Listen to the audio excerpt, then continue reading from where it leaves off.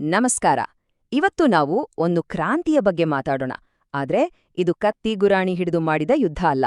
ಬದಲಿಗೆ ಮಾತುಗಳಿಂದ ವಿಚಾರಗಳಿಂದ ನಡೆದ ಒಂದು ದೊಡ್ಡ ಕ್ರಾಂತಿ.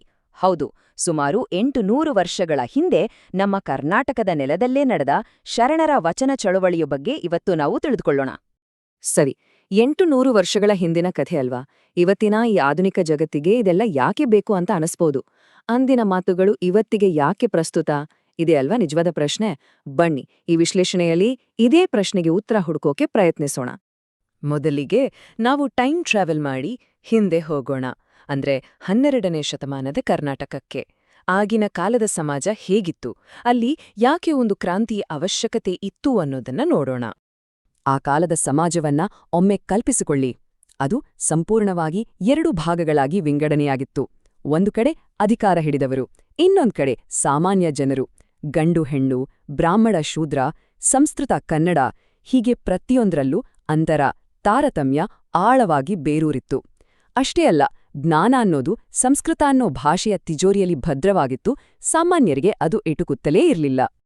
ಹಾಗಾದ್ರೆ ನಿಜವಾದ ಸಮಸ್ಯೆ ಎಲ್ಲಿದೆ? ಅದು ಅಂದಿನ ಕಾಲದ ಯೋಚನಾ ಲಹರಿಯಲ್ಲೇ ಇತ್ತು. ಶೂದ್ರರು ಅಂತ ಕರೆಸಿಕೊಳ್ಳುವ ಸಾಮಾನ್ಯ ಜನರಿಗೆ ದೇವರಾಗೋಕೆ ಸಾಧ್ಯವೇ ಇಲ್ಲ, ಸಮಾಜದಲ್ಲಿ ಈ ತಾರತಮ್ಯ ಇರೋದು ತುಂಬ ಸಹಜ ಅನ್ನೋ ನಂಬಿಕೆಯನ್ನ ಎಲ್ಲರ ಮನಸ್ಸಲ್ಲೂ ಬಿತ್ತಲಾಗಿತ್ತು.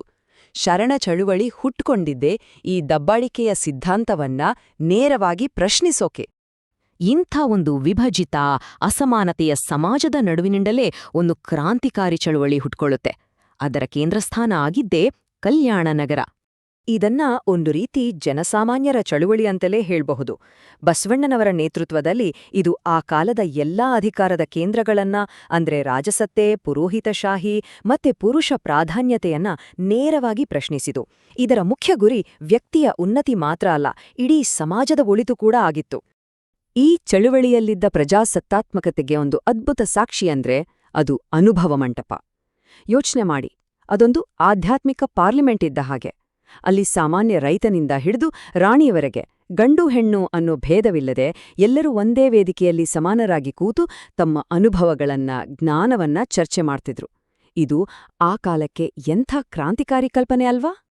ಹಾಗಾದ್ರೆ ಈ ಕ್ರಾಂತಿಯ ಮುಖ್ಯ ಅಸ್ತ್ರ ಯಾವುದಾಗಿತು? ಅದುವೇ ವಚನ. ಇದೊಂದು ಹೊಸ ಸಾಹಿತ್ಯ ಪ್ರಕಾರ. ವಚನ ಅಂದ್ರೆ ಸುಮ್ನೆ ಪದಗಳ ಜೋಡಣೆ ಅಲ್ಲ, ಅದೊಂದು ಪ್ರಮಾಣ, ಒಂದು ಪ್ರತಿಜ್ಞೆ. ರೊಂಬ ಸರಳವಾಗಿ ಹೇಳೋದಾದ್ರೆ, ನಾವ್ ಏನ್ ಮಾತಾಡ್ತೀವೋ ಹಾಗೆ ನಡ್ಕೋಬೇಕು.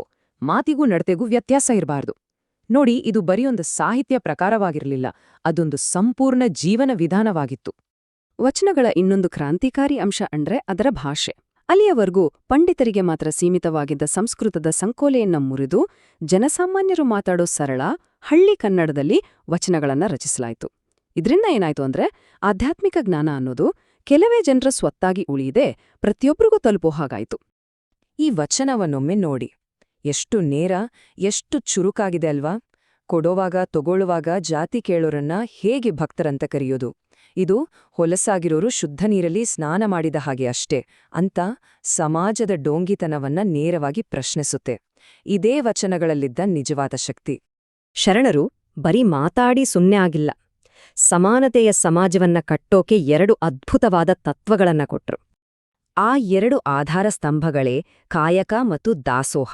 ಕಾಯಕ ಅಂದ್ರೆ ಪ್ರತಿಯೊಬ್ರೂ ದುಡಿಬೇಕು ಮತ್ತು ಯಾವುದೇ ಕೆಲ್ಸ ಕೀಳಲ್ಲ, ಪ್ರತಿಯೊಂದು ಕೆಲ್ಸಕ್ಕೂ ಅದರದೇ ಆದ ಗೌರವ ಇದೆ ಅನ್ನೋದು. ಇನ್ನು ದಾಸೋಹ ಅಂದ್ರೆ ಆ ದುಡಿಮೆಯಿಂದ ಬಂದದ್ದನ್ನ ಸಮಾಜದ ಜೊತೆ ಹಂಚ್ಕೊಂಡು ಬಾಳ್ಬೇಕು ಅನ್ನೋದು. ಈ ತತ್ವಗಳು ನಿಜಕ್ಕೂ ದುಡಿಮೆಯ ಘನತೆ ಮತ್ತು ಸಾಮಾಜಿಕ ಜವಾಬ್ದಾರಿಯನ್ನ ಎತ್ತಿ ಹಿಡಿದ್ವು. ಈ ಕಾಯಕ ಮತ್ತು ದಾಸೋಹ ತತ್ವಗಳ ಮೂಲಕ ಶರಣರು ಹುಟ್ಟಿನ ಆಧಾರದ ಮೇಲೆ ಯಾವುದೇ ತಾರತಮ್ಯವಿಲ್ಲದ ಒಂದು ಹೊಸ ಸಮಾಜದ ಕನಸನ್ನ ಕಂಡ್ರು. ಆ ಸಮಾಜದಲ್ಲಿ ಎಲ್ಲರೂ ಸ್ವತಂತ್ರರು, ಎಲ್ಲರೂ ಸಮಾನರು ಮತ್ತು ಎಲ್ಲರೂ ಅಣ್ಣ ತಮ್ಮಂದಿರ ಹಾಗೆ ಬಾಳಬೇಕು ಅನ್ನೋದೇ ಅವರ ಆಶಯವಾಗಿತ್ತು. ಹಾಗಾದ್ರೆ ಈ 12ನೇ ಶತಮಾನದ ಚಳುವಳಿಯ ಒಟ್ಟು ಕೊಡುಗೆ ಏನು? ಅದರ ಪರಂಪರೆ ಇವತ್ತಿಗೂ ಹೇಗೆ ನಮ್ಮ ಜೊತೆಗಿದೆ? ಈ ಚಳುವಳಿ ಕಲ್ಯಾಣ ಕ್ರಾಂತಿ ಅನ್ನೋ ಒಂದು ದೊಡ್ಡ ಐತಿಹಾಸಿಕ ಘಟ್ಟ ತಲುಪುತ್ತೆ. ಆ ಕ್ರಾಂತಿಯ ನಂತರ ಸಾವಿರಾರು ವಚನಗಳಿದ್ದ ತಾಳೆಗರಿಗಳು ನಾಡಿನ ಬೇರೆ ಬೇರೆ ಭಾಗಗಳಿಗೆ ಹರಡಿ ಹೋದವು. ಒಂದು ರೀತಿಯಲ್ಲಿ ಈ ಅಮೂಲ್ಯ ಸಾಹಿತ್ಯ ನಾಶವಾಗದಂತೆ ಉಳಿದುಕೊಂಡಿದ್ದು ಹೀಗೆ. ವಚನಗಳ ಈ ಪಯಣವೇ ಒಂದು ರೋಚಕ ಕಥೆ. 12ನೇ ಶತಮಾನದಲ್ಲಿ ಸೃಷ್ಟಿಯಾಗಿ ಆಮೇಲೆ ಚದುರಿ ಹೋಗಿ ಮತ್ತೆ ಶತಮಾನಗಳ ನಂತರ ಒಂದೊಂದಾಗಿ ಸಂಗ್ರಹ ಆಗಿ ಕೊನೆಗೆ 20ನೇ ಶತಮಾನದಲ್ಲಿ ಸಮಗ್ರ ವಚನ ಸಾಹಿತ್ಯ ರೂಪದಲ್ಲಿ ನಮ್ಮೆಲ್ಲರ ಕೈ ಸೇರಿತು. ಹಾಗಾದ್ರೆ ಈ ಇಡೀ ಚಳುವಳಿಯಿಂದ ನಾವು ಕಲಿಬೇಕಾದ್ದೇನು? ಇದು ಜಾತಿ, ಲಿಂಗ ತಾರತಮ್ಯದ ವಿರುದ್ಧ ಎತ್ತಿದ ಬಹುದೊಡ್ಡ ಧ್ವನಿ. ವಿಚಾರಶೀಲತೆಗೂ ಸಾಮಾಜಿಕ ನ್ಯಾಯಕ್ಕೂ ಹೆಚ್ಚಿನ ಮಹತ್ವ ಕೊಟ್ಟಿದ್ದು. ವೈಯಕ್ತಿಕ ಮತ್ತು ಸಾಮಾಜಿಕ ಕಲ್ಯಾಣವನ್ನ ಒಟ್ಟಿಗೆ ಹೇಗೆ ಸಾಧಿಸಬಹುದು ಅಂತ ದಾರಿ ತೋರಿಸಿದ ಒಂದು ಶ್ರೇಷ್ಠ ತತ್ವಶಾಸ್ತ್ರ ಇದು. ಕೊನೆಯದಾಗಿ ಒಂದು ಪ್ರಶ್ನೆ ನಮ್ಮೆಲ್ಲರನ್ನೂ ಕಾಡಲೇಬೇಕು. 800 ವರ್ಷಗಳ ಹಿಂದೆ ಶರಣರು ಬಿತ್ತಿ ಹೋದ ಆ ಸಮಾನತೆಯ ಬೀಜಗಳು ಇವತ್ತಿನ ನಮ್ಮ ಸಮಾಜದಲ್ಲಿ ಸಂಪೂರ್ಣವಾಗಿ ಬೆಳೆದು ದೊಡ್ಡ ಮರಗಳಾಗಿವ್ಯಾ ಅಥವಾ ಇನ್ನೂ ಮೊಳಕೆಯ ಹಂತದಲ್ಲೇ ಉಳಿದುಬಿಟ್ಟಿವ್ಯಾ? ಇದೊಂದು ದೊಡ್ಡ ಪ್ರಶ್ನೆ.